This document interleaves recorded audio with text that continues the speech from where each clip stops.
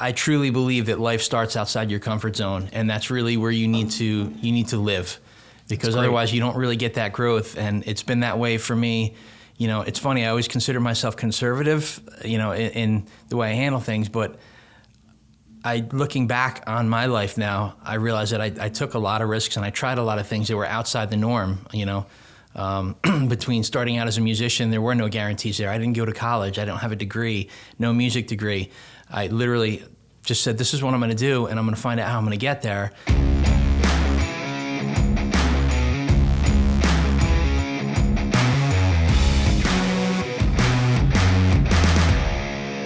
This is Ryan Parsons with Grow with the Bros, the #1 recommended podcast by my mom. So be sure to subscribe, leave a 5-star review, and definitely share it with somebody you think will find value in it. Thanks so much, and I hope you enjoy this episode.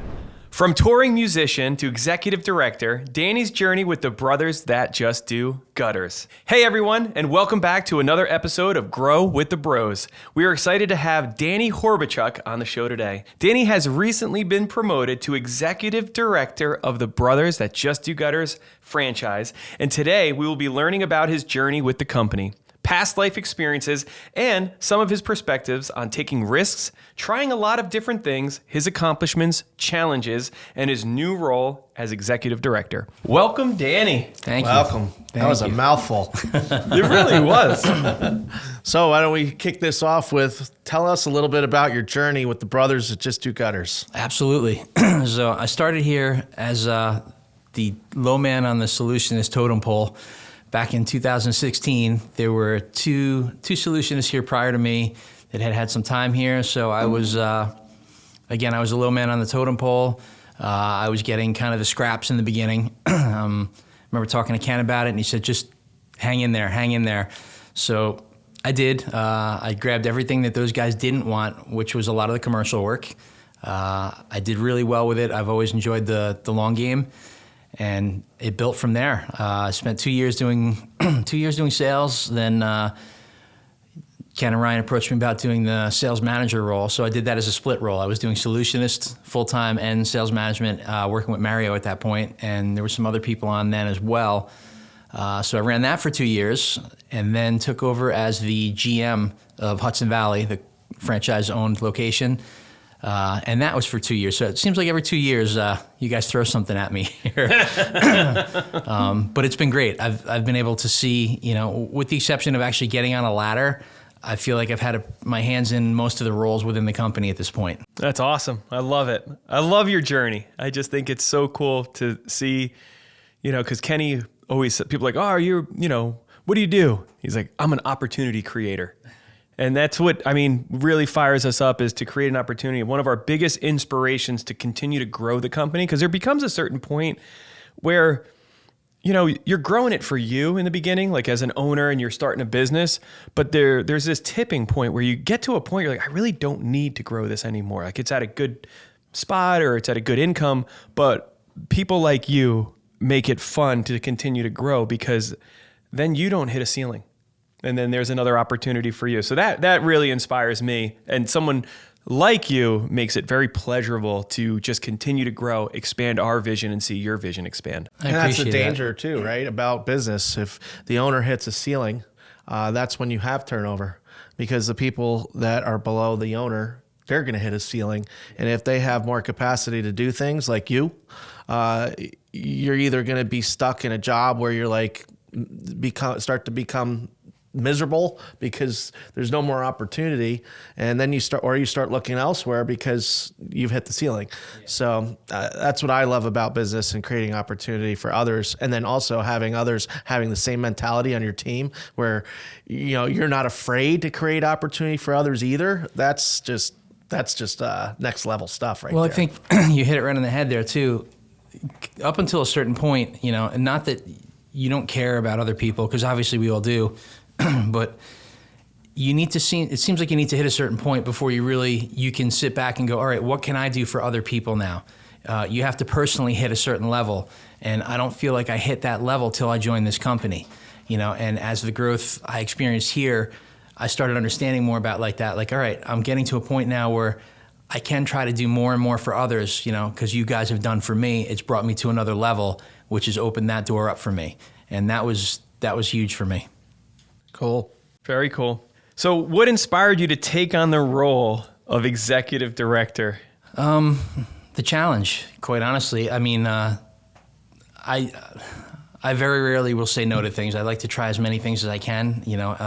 As you can tell by my history of what I've done, I like new experiences. I like trying new things. I don't like to say no, especially if it's outside my comfort zone. I will say yes immediately and worry about the consequences later. I'm writing this down, by the way, because there's some things I need. Yeah, no, I truly believe that life starts outside your comfort zone, and that's really where you need to live, because otherwise you don't really get that growth. And it's been that way for me. It's funny, I always consider myself conservative, in the way I handle things, but looking back on my life now, I realize that I took a lot of risks and I tried a lot of things that were outside the norm. Between starting out as a musician, there were no guarantees there. I didn't go to college. I don't have a degree, no music degree. I literally just said, this is what I'm going to do, and I'm going to find out how I'm going to get there. So I started teaching music, and then I started, said, all right, well, I'm going to become a studio musician. There's no guidebook on how to get there.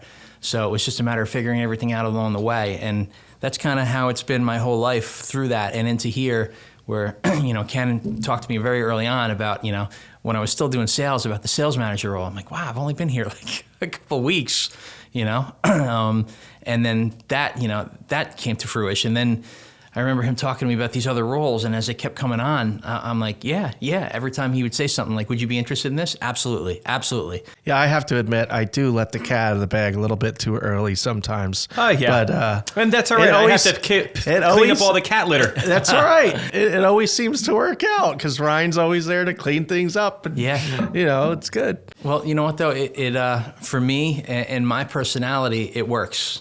Always seeing down the road, because that's what I like. I like that high view of what's coming and what potential is, and it definitely drives me. Yeah, it drives me crazy too. The day I think you were promoted to general manager, you're like, oh man, this is awesome. Ken's like, oh, this is nothing. Someday you're going to be the CEO of the franchise. And I was like, Ken. That was actually prior. Ken and I had discussions before I moved into GM. It wasn't even, and I wasn't even in the role yet. I was like, dude, let him get good at this job. He's like, it's be fine. I didn't have an office yet. Goes back to Texas. You know what? It always works though, because I've done it for so many other people, and really what it does, it really unmasks, how hungry somebody really is for something, and it gives them something to strive for. So, well, I think also I think it works for me, and it's worked for the company pretty well so far. It has. So, and then it lets me pick apart Ryan's stuff. Like, what do you not want to do? What can I take from you to, So hopefully. And that's been cool too, because, Ken, our personalities, especially in leadership styles, like, Ken he has an idea and he gets it off his chest and he wants to put the right person in that place immediately.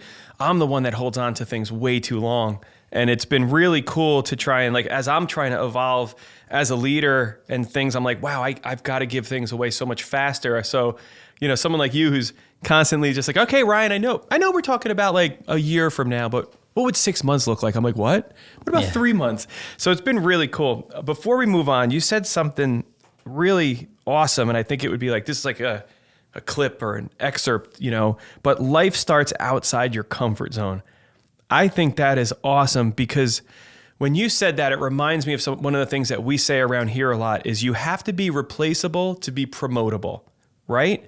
And I believe that you have actually put yourself in a very uncomfortable position many times, because you want to get to the next level, but in order to do that, you had to train your replacement, and it put you in limbo, I'd say at least twice. Could you just describe what that's like? Well, normally it would be a scary situation, and quite honestly, in the beginning, it was scary. But the longer I've been here, knowing how you guys approach things and how you do things, it's not a scary situation Because the anymore. first time was Mario. Yeah. So you literally had to stop. You were the top salesperson. You started to give away some of your things in hopes to become the sales manager. It put you in a vulnerable spot. Well, Mario was a killer. It was a slow process too on that move over. So, at that point, we had a rough year. The estimates were a little tight that year. And I can remember distinctly not knowing I don't want to lose Mario because I know where his strengths are. I can see it. And going to the call center and talking to Karen and telling her, hey, listen, he's light this week on leads. Clear my schedule. Give him everything on my schedule to carry him through. So there were times. And you were still commission-based sales. Yeah. This was not like you had a manager salary. No. I was straight commissions with a small base, but I knew that Mario was going to play a big role going forward in here. So I would literally go in, and he wasn't aware of this literally until like maybe 2-3 weeks ago. No way. Yeah, he just found out about it. Oh, that's awesome. So it was about making sure to keep the team strong and the team on path, because I know.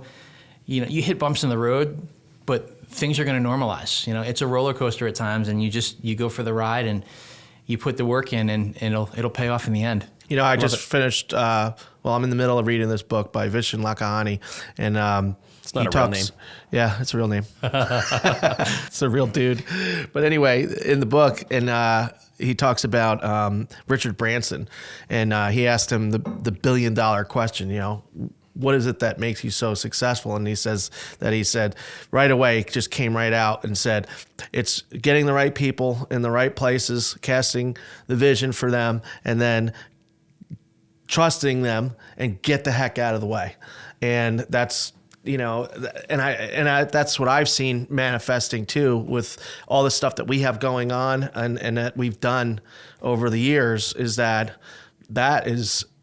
means a lot to people when you give them the responsibility, and if they're the right person, they're going to do things much greater than I could do in positions. And that's been the best thing that I could do, is just get out of the way of people. That's why I moved to Texas. That definitely got me out of the way. Yeah, there's not more out of the way than Texas. I remember having closer now a discussion with Andrew, my coach. And he was talking about, well, what do the boundaries look like in your position? This is the last position as a GM at Hudson Valley. What do the boundaries look like? I'm like, what do you mean boundaries? He's like, well, where are your limits? I'm like, what are you talking about, limits? We're limitless. He goes, well, at what point do you have to go to Ken or Ryan to make a purchase or do something? I'm like, that's a good question. He's like, why do you say it like that? I'm like, well, I just bought 5 box trucks and told Ryan after we ordered them. He's like, are you kidding me? I'm like, no, there's a ton of trust here, and it's because... It's either trust or we just don't know what we're doing. No, I would never do the wrong thing, and we had many discussions up till that point, but it was just interesting to hear that, and for me, it was an eye-opener, because when you see something every day, you can kind of lose a vision of it a little bit. Not lose a vision, but I guess take it for granted. Yeah. And I guess I kind of took that for granted, and when I realized how much trust, and Andrew was like floored. He's like, wow, there's a lot of trust there. That's awesome. Can you tell us any memorable moments from your time here? So back in 2016, I think it was like April I started. Okay. And again, like I said, there were 2 solutionists here that were super thrilled that I was coming on board. Oh, yeah, definitely. And I remember my training. So Ken takes me out for training. And I'd known Ken much longer than I'd known you at that point from teaching Hunter lessons. He'd come to the house all the time. So we go out, and he's like, "We're gonna go measure a job. It's for a charity. It was for the rail trail." So right. I forget what the organization was, but it was gutters on the back of a building. So we go down there, and I had my shirt, and I had my wheel, and I had everything. I'm all ready to go. I'm like, "This is my training. It's gonna start right now. Next level." We get there, Ken walks behind the building and yells back, 32. I'm like, 32 what? He's like, oh, draw a line and write 32. I'm like, okay. So I drew a line and wrote 32. I'm like, all right, here we go. This is it. He's like, all right, come on. And we went back to the truck. And we went out to get a bite to eat. That was easy. We go back to the office, and I'm staring at a blank piece of paper with a line and a number. Oh, that's hilarious. And I have no idea what it means. So I'm like, Ken, what do I do? He's like, I got to jump on this call. So just figure out what you need for parts. We got to do this and this. And he gave me a couple pointers. And he got distracted when I asked him about, what about the hangers? I have never seen Ken get distracted. This is ridiculous. He said, what about the hangers? And I don't know if I said it or he said it, but somehow it came to multiply the length by 1.5. So I multiplied, I put everything together, I I'm proud of it. It looks great. This straight line looks amazing. So I hand it to Gabby, and Gabby looks at it and goes, "What is this?" I'm like, "That's my diagram." She goes, "It's a line." I'm like, "No, it's a gutter." She goes, "Why do you have way more hangers than you need?" She goes, "You have more than one per foot here." I'm like, "Well, Ken told me to multiply by 1.5. She goes, "No, it's divide by 1.5. But we sat down, worked it out, and I literally, that day, I went on my very first estimate, talked to Ken before I left, pumped me up, went out, and I won the first one on the spot. Wow, that's awesome. So for anyone thinking about joining the brothers at Just Do Gutters as a solutionist, our training has gotten way better. Yes. It's actually world class, but it started somewhere. But that's because I'm not involved anymore. And I would say that might have to do with the success. I never claimed to be a multitasker either. No. I'm definitely not. Let's hop into a little bit of your history. You have I continue to find out things that you have done and are interested in. You are a man of many talents and interests. So talk a little bit about the things that have shaped you into who you are. So like I said earlier, I've kind of always taken an unconventional path. My family was my father grew up on a farm up around here, so he was very, old school. My mother, normal 9-to-5 day job. So when I went down the whole route of wanting to be a musician, it was completely foreign to them. Like that's not a job. You don't do that for a living. And that just drove me even more. I had, people all the time that would tell me, you can't do that. You can't do that. And that's my favorite thing to hear from somebody, because all that is fuel. So I started learning pretty late, actually, for musician standards. I started at like 16 years old. Most of the guys that I toured with in the past, recorded with, were guys that were starting at 5 and 6 years old, learning piano and other instruments. I was never formally trained. I started at 16 and literally put a band together in high school within a few weeks, and started doing gigs in under a year. Wow. So I would be going to school during the day and going out and playing clubs at night. And it was, my parents were unbelievably lenient as long as I was in school. I mean, I literally remember nights coming home at 4 a.m, wow, and getting up at 6 and going to school. But I knew if I wanted to do that, I had to do the school thing. So I did it. I passed. I got out of school, and then I continued doing music. And I liked the challenge of it. Everybody talks about the art. And looking back on it now, I realized I enjoyed the business side of it. And I enjoyed the concept of, it's like an us against the world type thing. The 4 or 5 guys or girls you're in a band with, you really feel like a tie to that, which is the same feeling I get with this company. So I think that's why it was such a natural fit. So I did that right up until I was 32, around then. I was very fortunate. I had certain goals I wanted to hit to feel like I completed it. Like growing up in the 80s, MTV was a big thing, and that whole idea. So I was able to get a video on MTV. I was able to tour internationally. I had unbelievable sponsors that supported me. To this day, I'm still blown away, at the level of support that I got from different companies out there, from clothing companies to guitar companies, amp companies, just sending you anything you could need for free to promote their product. So it was really, that was an eye-opener for me, that if you do the right thing, everything is all relationship-based. You do the right thing for people, you treat them right, they treat you right. So that was kind of a big lesson for me there. Then in my early 30s, I had never planned on having kids. My wife and I was not really on our radar. So my sister... Mine either. Yeah. My sister had twins, and I'll never forget, seeing them and hanging out with them. And at the same time, Jen and I came to a realization that, you know what, maybe we want to do something different. And it was at that point that I knew that my music career was done.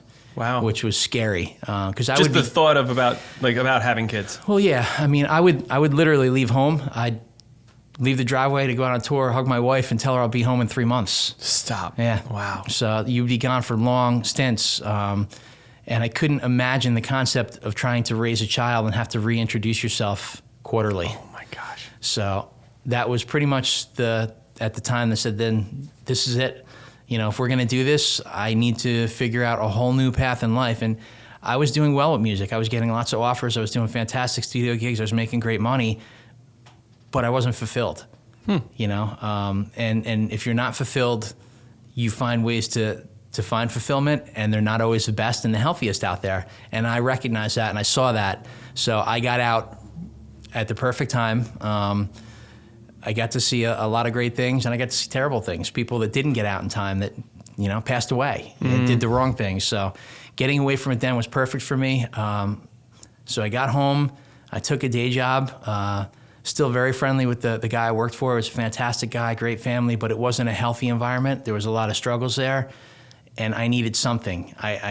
They weren't giving me the room to buy into the company, really dig in. So I started racing motorcycles That makes sense. Yeah, absolutely. Yeah. I think I read it in a book somewhere. This is step 2. Step 2. Again, no stepping outside that comfort zone. I had no history. I didn't grow up with dirt bikes and stuff like that.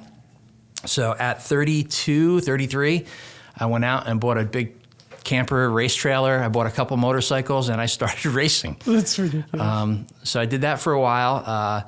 Same thing. I found the guys that were the best in the area. I got friendly with them, and I got into the clubs where they trained at and worked with them. And I was able to win an amateur title doing that as well at, I think I was 34. I loved it. It was great. I'd never been a sports person growing up. I was always into music. So the competition side really sparked something in me. I'd never had that before. Really enjoyed it. It was great. Woke up in the hospital one day and realized maybe I don't have a long-term career in that. So after the surgeries to rebuild my shoulder, I started reevaluating. I kind of dipped my toes back into music locally a little bit, but it wasn't the same. The idea of I've already achieved a certain level in that, I'm never going to go further than that because I don't want to, kind of left it hollow feeling for me. So then Ken walks into my life, talks to me one day and says, I think you'd be a good solutionist. I'm like, yeah, I think I would too. Wait, what's a solutionist? And he said, oh, well, sales. I'm like, no, I'm not a sales guy. I would never be a sales guy. He's like, why don't you come down? So I came down to the office and met everybody, and really the whole concept of what it was and how it worked, I don't know what it was. It was scary to me, but it appealed to me. And I think when things are scary to me, they draw me in. It's because it's something new. It's something I haven't done before. So that really drew me in. And then the whole concept of business was so new to me because I'd never went down that road. This was something completely new to me that I quite honestly, I didn't think was available to me. I don't have a college degree. I didn't go down that road. Wait, what? Yeah. Oh, no. Oh, sorry, guys. I got to get... I didn't go down that road. It was really of no interest to me at that point. I was still trying to find myself. It took me till my early to mid-30s to really find myself, I guess. But the way that you guys have shared that and worked with us on stuff like that has really been an eye-opener, and it's made me appreciate the business side of things. And the nice thing with business is there's so many different ways to step outside your comfort zone, even here. It's been incredible. Like, I've done some stuff that some of the speaking classes and things like that I took, I would never have thought I would have done that 10 years ago, 5 years ago. Let's talk about that a little bit because, you're somebody who, I think in the beginning, we were presenting you opportunity, right? You were just happy, you're moving up in your career. You sold the most amount. You hit a record. I think it was like $1.6 million in sales in 1 year. And then Ken casting vision, I think, kept you going. But then there was a switch. There was a switch between us necessarily casting vision and then you wanting to do more. I remember you came up to me like, Ryan, there's a class. It's a little bit pricey, but I want to get better at public speaking. Can I take it? Yeah. And what did we say? Absolutely. I mean, it became evident to me. I think it had never really been on my radar. And was sitting in San Antonio at one of our conferences. I remember watching Ken speak and just being so blown away at not only what you were saying, but how you were saying it. And there was just something there in the way that you presented the material. You let things breathe. When you're talking, you leave spaces in there. And to me, that seems so intimidating.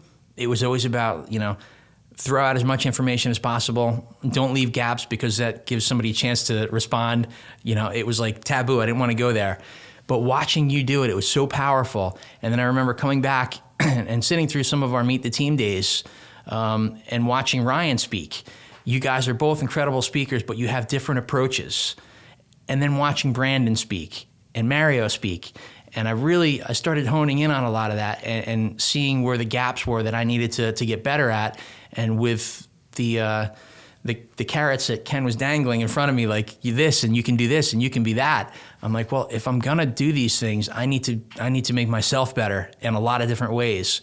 So that was the start of it, and I reached out to Cornell and took a class through them, and it was it was so far outside my comfort zone. Tell about that one thing I didn't know. You took this like a year ago, right? And then you just told me one of the exercises you had to do. So the whole thing was executive presence, and it was like how to build up your confidence and how to get your ideas across to the audience. So one of the things they made you do was quote Shakespeare on a sidewalk in a crowded area. So here it is, I'm outside in front of a ShopRite or something like that with my daughter filming on an iPhone. And so there is film. There is film. Okay. I'm quoting Shakespeare in front of ShopRite on a Saturday at like 9 o'clock in the morning. Oh my God. Your local one, or did you go way out of town? No, I did local. Oh my gosh. Go big or go home. That's hilarious. But yeah, it was different things like that to get you out of your comfort zone. And it was funny, the instructor said one of the biggest things, he goes, I can tell you're from New York before I even read your resume, just watching your video. He goes, you talk way too quick. So learning how to slow down, and that was, I still have a lot of work to do, but it was big. And it was the lead that you guys gave me to try to find things like that. Grab any opportunity you can. And I've continued to do that, and I continue to grow. I love that. Yeah, and when I think of like formal education compared to self-education, I will pick somebody that is hungry for self-education over somebody that has had a formal education every time. Because a lot of times, just because somebody has a degree behind their name, and that's not everybody. There's people that go to college that are hungry to learn still, but typically that's it. You know, they got their degree and now they're going to do whatever it is they do, and then but there's one quote I really love about that is formal education will make you money, but self-education will make you a fortune. And I don't think it means it in the sense of monetary means, but it's in who you, as you self-educate yourself and continue to learn, and that's part of who you are, and that's what Brothers Gutters is all about. That's what makes things become great, because you're becoming a great individual. That allows greatness not just to happen for you, but it also bleeds over into everybody else that you're impacting and creating opportunity for as well. Agreed. I've seen such a change. I don't even know that I saw it at first. I felt it, I guess, but I'll never forget early on when my daughter came up to me when I started working here, and she just made a comment that was so like impactful to me. She's like, "You just seem so much more happy. You seem more." She couldn't put the words into it back then, but now talking to her, it was confidence. Wow. You know, it was confidence. It was happy, and when you're confident, you're happy. You know, you're not scared of things. You don't have that fear. And I've seen what it's done for me, and I can see it now bleeding from me to her as well. You know, she's gaining that as well. So it's been big, and it's addictive. Wow, that's awesome. Yeah, and it's just been fun to see the different, your evolution and your growth as a leader. And I remember, I don't know if it was a couple years ago or whatever, and I think I challenged you to, what are you how have you improved? What new knowledge do you have? What new things have you learned? Because, as leaders, we have like a well, right? Yeah. And you've got your expertise and you have the things that you know. And when someone comes to it for advice, you go to your well and you give it out. But at some point, there's nothing in there anymore that's new. And I remember, you might remember the conversation, but I feel like it was a pivotal point for you. Yeah, it really was. You were talking about the concept of the well, and I just reflected back, and I'm like, you know what? I don't have anything new to offer.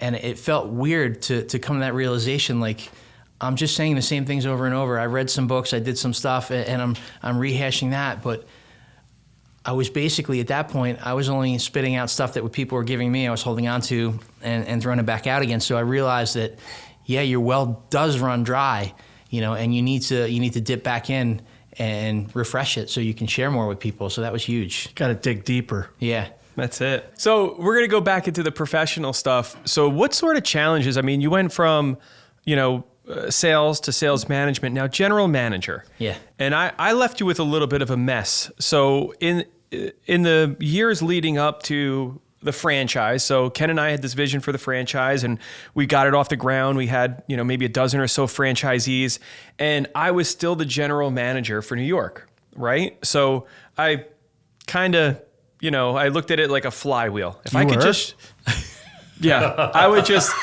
touch, every 2 weeks we'd have a management team meeting. We had a field supervisor, a sales manager, and a super awesome admin, but we didn't have any real leadership. And I remember we were like stale. We were probably at 3 million for 3 years. And it was good, but we were building the franchise and things like that. And I think it was probably 3 years into it, as far as Ken saying, can you, why don't you have someone else do it? You're killing yourself. You're running that. You're building the franchise.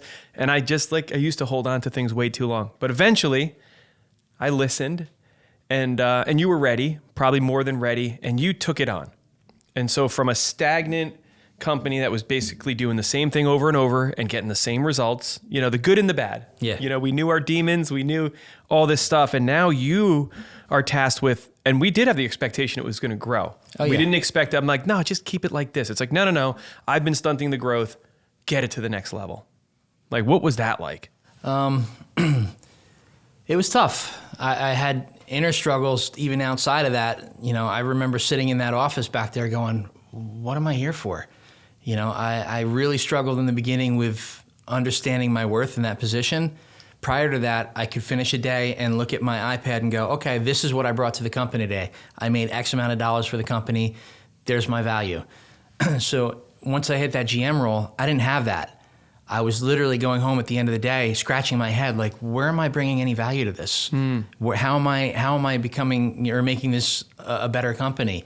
So I really struggled with that for the first couple months. And anybody that knows me, I will talk about my struggles openly.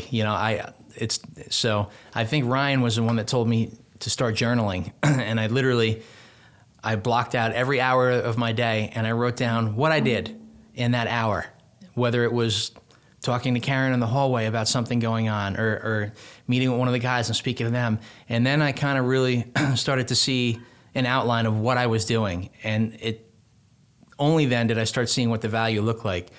So coming into it, we had a big goal. We ended up going from, I think it was 3.1 million, to our goal was just shy of $4.5 million. So that's a big jump. It required a lot more people. It required a lot more vehicles and machines. So Those are those 5 vehicles. Yeah. Well, it was only supposed to be 4 until the motor died in one of them. So we added the 5th just for good measure. Why not? But yeah, trying to get people on board was tough. I mean, you would get their verbal buy-in, but did you really have their buy-in? I mean, when they're sitting comfortably at $3 million and now suddenly you're going to tell them you want them to stretch to get an extra 1.5 million more, half. You want half of what you've done on top of what you've been doing. That was a struggle. And that was a struggle that literally went on day to day for 365 days. I mean, it was tough. There was a lot of hard moments. I think at one point Ken said I should probably write the second edition of Crucial Conversations. Yeah. So there was, and that's what I appreciated too, is that, there were so many conversations I avoided as a leader, some of the things that I had to do and I didn't do and I should do. And as soon as they came to light, you're like, okay, I'll be right back. Got to make a phone call. I'm like, oh my gosh, thank God he's doing that. Yeah, I don't want to push things off if I can avoid doing it. I'd rather get it done. Why lose sleep over it? And typically when I have a conversation like that, it's more about you're presenting data. It's not personal. Although some people try to take it that way, I've tried not to. Mm-hmm. If we've parted ways with people or things have happened, I've always tried to maintain a relationship and I always try to help them beyond here. And I've told that to guys in the GM role. If you're not happy here, let me know. I will help you try to find a job that you'll be happy in.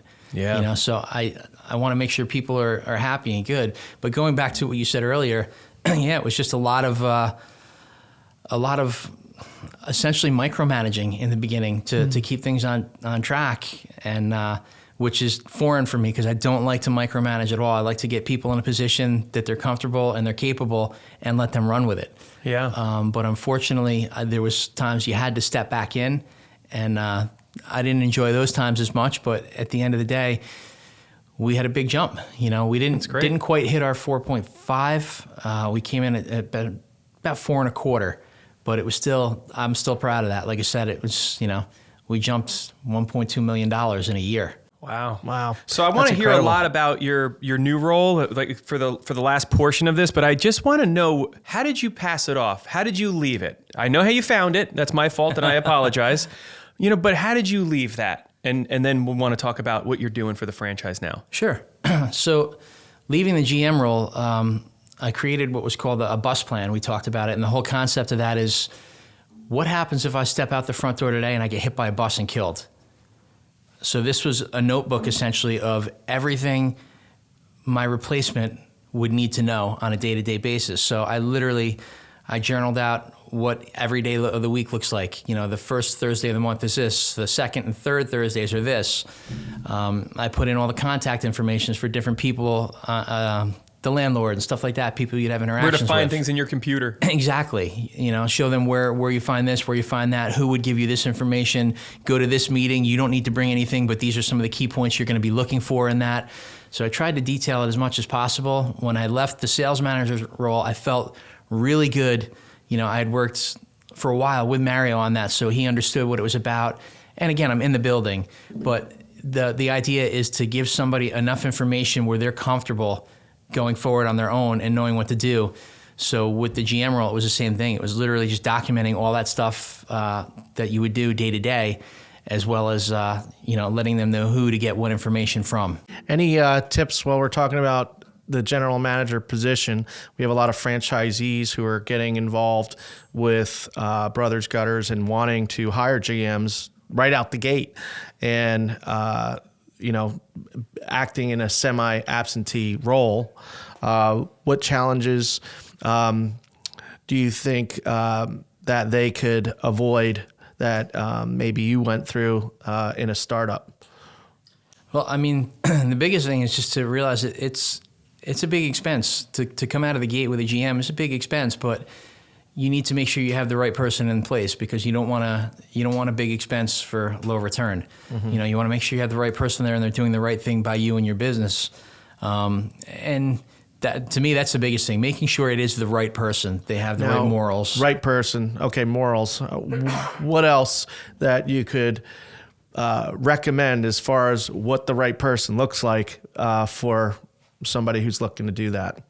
To me, the right person is, they've got to be a team player. They got to be open and honest with stuff too. There were times that things weren't going the way I wanted them to go, but I still talk to Ryan about them. You can't have somebody that's going to hide stuff and, push stuff under the carpet where you don't know about it till it's a burning fire. You need somebody who's willing to jump in with both feet if there's an issue and attack it head on. Don't try to push it off and hide it. What I came to realize in doing that journaling, my role in that GM was really about moving big rocks for people, helping them, assisting them on the way to get their big rocks taken care of. And that was probably the hardest thing to understand at first. And it took me, it was my second year. I remember coming to Ryan, I think, and I'm like, oh my God, it's been a year, but I know what I'm supposed to do now. That's why we're going to promote you. He's like, yay, I'm glad it took a year. But yeah, it was that moment realizing that, what, these aren't my big rocks, but I can help. I can help people get those out of the way and get this to the next level. And that was really it. So you need somebody who's attentive. You have to have constant communication with your team. I would talk to every member of the team. I didn't know most of the installers before I got in that position. Now, some of them I might know more than I want to know about them. And to add to that, being that you were in the GM role, what are some of the things that, as if you're working for a franchisee as a GM, what are some of the things that you think are important of like some of the things, tools, whatever what does the franchisee need to do to ensure that GM and they have a successful relationship? Well, they need to buy in and believe in their GM. You can't put somebody in that place and then make decisions for them, because it's pointless to have them and they're gonna lose buy-in.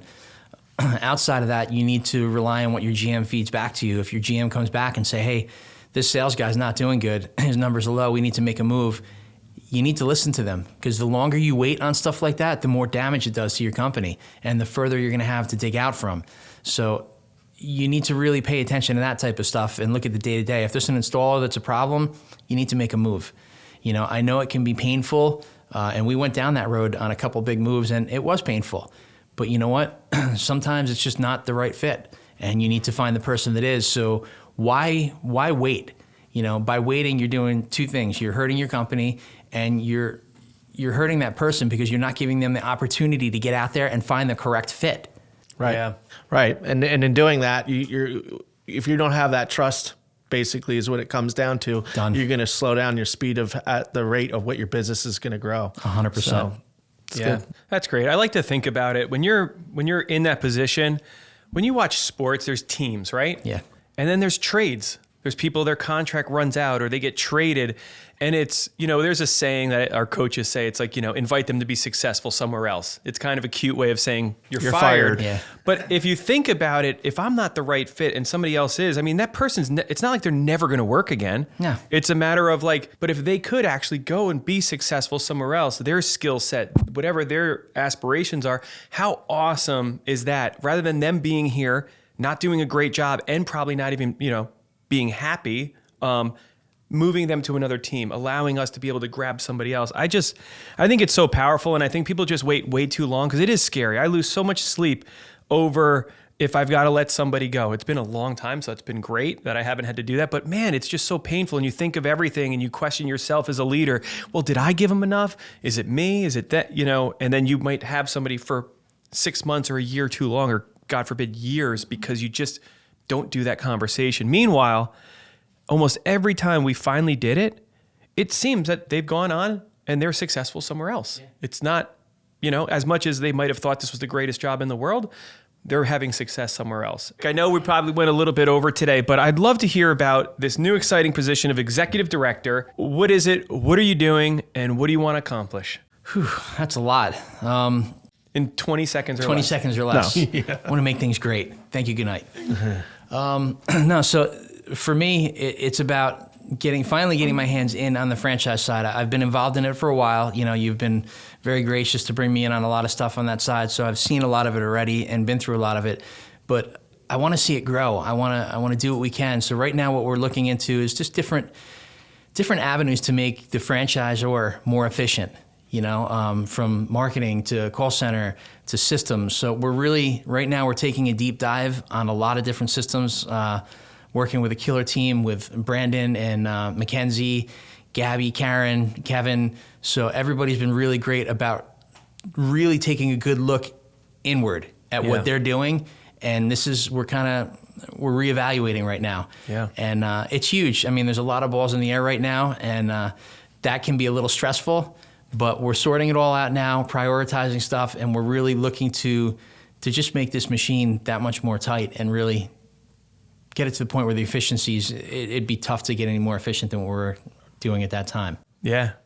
No, it's exciting. I'm so excited for this year. There's just been so many things that we've just wanted to get across the finish line that we just haven't been able to. Yeah. Right? Just certain technology integration, certain vision. You know, we're never happy. I mean, we're happy. We're having great success and there's a lot of really cool things, but it's not like we want to sit there very long. No. And I mean, to me, that's part of it. You'll get to a certain point with something. You're like, all right, this is great for now. So that allows you the ability to not take your focus off of it, but shift your focus slightly over here to fix something over here. You may still have to come back here and make an adjustment or make a change, but the whole concept is to start knocking them off as quick as possible properly, make sure we get the right technology in there, and make it better for everybody. I mean, at the end of the day, you know, we're all in different locations, but this is one big family. So I want to see all of them, you know, everybody grow to the next level. Absolutely. Yeah. And that's how I view business. Business is like this mountain that you're continually climbing. And you know what happens to people in business when they stop growing, they're hanging out on the cliff of complacency for too long. Yeah. And then somebody else can pass you by. And that's what's interesting about, you know, what we were talking about earlier with self-education. If you have a team that is constantly learning and self-educating to become better, even though you don't have maybe major glaring problems, but you could continue to tweak things because everything's always changing. And that's what's awesome about business and why I think you love it so much, because you're always looking to change yourself. And being in an environment where, like a business environment, even with a gutter company and a franchise, it's just endless. And to get people to see that and buy into that kind of a model of and way of doing business, you're always innovating and you're always moving the needle.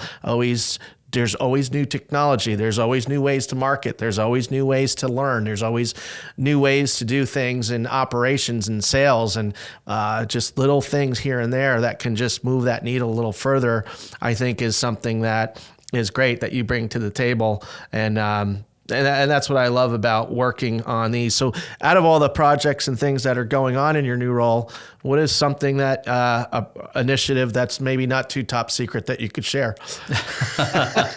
Hold on, let's get the file. Yeah. So we're looking at multiple things. We're looking at companies right now that handle smart routing to help with the call center and getting the schedules tighter for the solutionists out there, less window time, have it make more sense. So that's pretty high on the radar right now. So if you're listening, we're looking for that. Yep. Anybody? The other thing we're working on is some business AI stuff, basically things to give us a broad overview of how people are doing, so we can, flag stuff very quickly. If there is an issue, we can spot the issue. You mean BI, business intelligence. BI. Sorry. AI's coming. We're using it already. It's pretty amazing. So yeah, that's another thing that's pretty high on the radar right now too. We have some other stuff we're working on as well that's not quite as far along. I don't want to jump into those too much. Those are the two that are kind of at the top of the charts right now. Yeah. Nice. So, all right. So we're going to close this thing up. I just think it's incredible, your journey that you started working for the local corporately owned business as a salesperson, a solutionist. You worked up to general manager. You worked up to sales manager, general manager. Then you were like this weird franchise liaison where you were, he was getting the bulk of his paycheck from the Hudson Valley location, and we were giving him a stipend monthly because he just was so helpful to so many people, but we didn't have a position. It was like, I don't know, ask Danny. He just loves to get involved in things. And now you've moved over and you are literally in the highest position in the franchise. So it's Ken and myself, Danny Horboychuck, executive director. Then you have all the other directors and so on. I just think it's incredible, your journey, but I can't help but this just goes to our heart. Our heart is opportunity. And every time you moved up, so did somebody else. So when you went from solutionist to sales manager, we had to hire another solutionist, so somebody else was welcomed into the company. When you moved out of the sales manager role, Mario moved into it and he was able to grow. And you had great sacrifice. You actually lost money that you could have made because you saw something for him, but you also saw something for you. And most people out there would never do that. They're like, nope, this is mine. And so many people get stuck. You could still be a solutionist because if you're like, nope, this is mine, you would still be a solutionist, but you had the foresight. Then you going into general manager, Mario's the manager there. You going from general manager, right, to executive director, that moved Mike over. He used to work for the franchise. It's a whole nother podcast we can do, but he moved into operations manager and then general manager. And now it's just crazy. We could just keep going, but every time somebody moves up, there creates a vacancy and an opportunity for somebody else because your previous position is a higher position for somebody else. Yeah. I love that. I love promoting from within. We do that as much as possible. We've had some outside hires as we've grown, which are amazing and they're great people. But there is something about seeing somebody be able to grow internally, and you have just been the epitome of that. No, it's been great. We've been able to move a lot of people around into what we call finding the right seat on the bus, and it goes back to what I said earlier. It's rewarding for me. 10 years ago, the position I was in, where I think a lot of people they get stuck. I wasn't really worried about who was filling that position behind me. You're focused on yourself till you can get to a certain point of growth where you're seeing more for other people. And the last few moves have been that for me. I've been just as excited to get those people going to the point where there's been times when I've been homeless essentially here at the office. I've moved people into my roles as quickly as possible to get them up and running. And I found myself not ready for the next role not created yet. And, they laugh I'm the guy that's kind of wandering around the building aimless. Yeah. Like, I don't have nowhere to go. Hey, and this is my office now because I've been kicked out of my previous office because we've grown. I'm like, you know what? All right. I was kicked out of this one at one point too. Yeah, and then we converted it into a studio. And I haven't had an office for like, I don't know, 8 years. Yeah, I took your last office. So it's been absolutely amazing. It's been a pleasure working with you, seeing your growth and how much you've contributed to the company. I think Ken wants to have the last word. I do, because one of the things that I think that we didn't capture that I think is important, because, we could talk all about business, but how is this whole evolution that you've gone through in business, how has that been as far as affecting you in your personal life? Because that's why we do this, right? We all work because we want something. We want something more for our family and everything. How has this impacted that? Night and day. Like I said earlier, my daughter mentioned a while ago about how different I was. And I reached out to Ryan recently. My oldest daughter suffers from anxiety and has some issues with that. And one day it just hit me like a light switch. I'm like, what does Ryan always say when he's walking around the office? And she's like, best day ever. I'm like, have the best day ever. And literally that afternoon, I get a text from her coming out of school where, she suffers some anxiety there with different things she struggles with. And she writes to me, she goes, I had the best day ever. And it's kind of become a catchphrase within the house now. We say it all the time. And it's, it's really about creating your own weather, and that's another thing we talk about all the time. Like, hey, I know you're having a tough time, but you create your own weather, so it really, that's been huge at home for the family. Outside of that, just the whole ability to be able to have time to separate work and family and step away and know that there's a team here that does everything. It's not just you. In past positions, it was like, if things were burning, I knew I had to run to the fire and put it out alone. That's not the case here. So that alone has lifted a huge weight off. I'm not going to say there's never any stress. There's always stress in everything. But the level of stress has dropped dramatically, and the quality of life has skyrocketed, absolutely skyrocketed. And that's thanks to the systems that you guys put in place. Awesome. Well, thanks again. We Thank you. appreciate you being on. Grow with the Bros. And you are the epitome of growing with the bros. Thank you. Thanks.